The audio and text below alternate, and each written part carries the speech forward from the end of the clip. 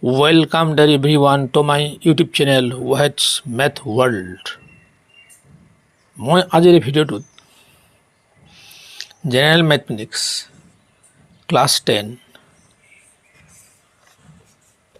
Chapter 6 অনুশীলনী 6.2 তাৰ question number 1 মই ধুনীয়াকৈ সমাধান কৰি দিম তোমালোকে চাবা আৰু ধুনীয়াকৈ শুনিবা নিশ্চয় তোমালোকৰ ক্লিয়াৰ হ'ব চোৱা চিত্ৰ 6.17 এইটো তাৰমানে এই চিত্ৰবিলাক ইমানৰ 1 আৰু 2ত DE আৰু BC সমান্তৰাল DE আৰু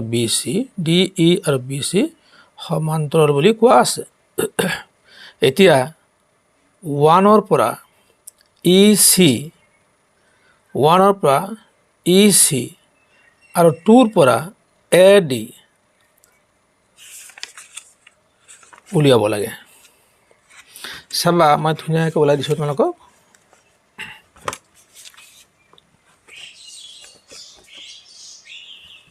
এটা চাবা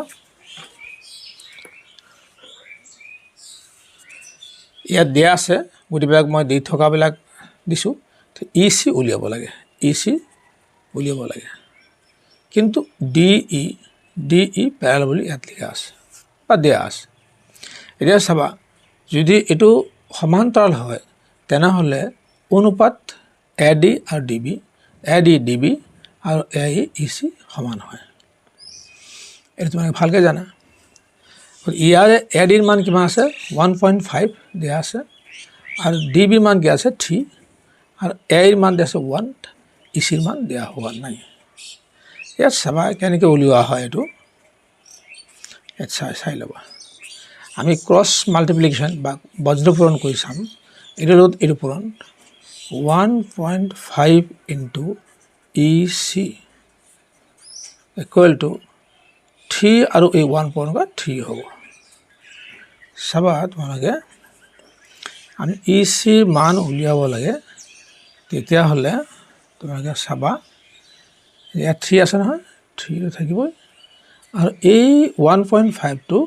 EC লগত পূৰণ হৈ আছে ইফালে গৈ কি হ'ব হৰণ হ'ব 1.5 ইফালে এটা কথা চাবা তোমালোকে যদি আমি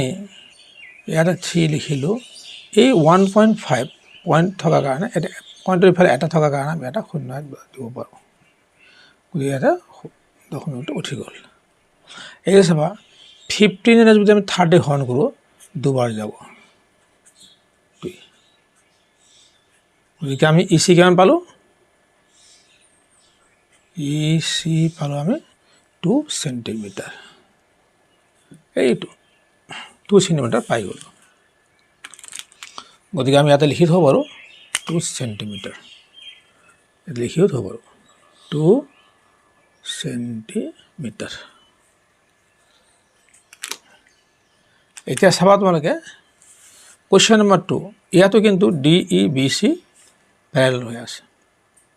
ইয়াতো কি হ'ব AD DB অনুপাত AEC অনুপাত সমান কাৰণ যেহেতু DE আৰু BC প্যাৰেলাল বা সমান্তৰাল এতিয়া চাবা তোমালোকে মই মানবিলাক বহাই দিম AD ৰ মান দিয়া নাই আৰু DB ৰ মান দিয়া আছে 7.2 আৰু AE ৰ মান দিয়া আছে 1.8 আৰু EC ৰ মান দিয়া আছে 5.4 মই দিলো ইয়াত চাবা ইয়াৰ পিছৰটো চাবা তোমালোকে আমি বজ্ৰপূৰণ কৰি দিব পাৰো বজ্ৰপূৰণ কৰি কি এটো পূৰণ হ'ব গতিকে 5.4 into AD equal to এটো পূৰণ হ'ব 7.2 into 1.8 এতিয়া আমি চাম আমাৰ AD ৰ মান উলিয়াব লাগে এই AD মান এইটো এতিয়া আমি হেতু হ'বলৈ হলে আমাৰ কি হ'ব চাবা তোমালোকে 7.2 into 1.8 by 5.4 এতিয়া চাবা আমি ইয়াতে ধুনীয়াকৈ এই পইণ্ট ইফালে এটা আছে, পইণ্ট ইফালে এটা আছে, এই দুটা পইণ্ট উঠি গ'ল, থাকিব এইটো। চাবা তোমালোকে 72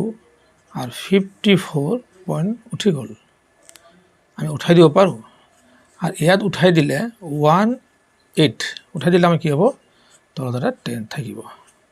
কাৰণ এই দশমিকৰ তলত এটা 1 আৰু এটা সংখ্যা থাকিলে এটা 0। ধুনীয়া। গতিকে আমি এতিয়া এইটো অংকটো কৰিলেই এটিৰ মান ওলাই যাব।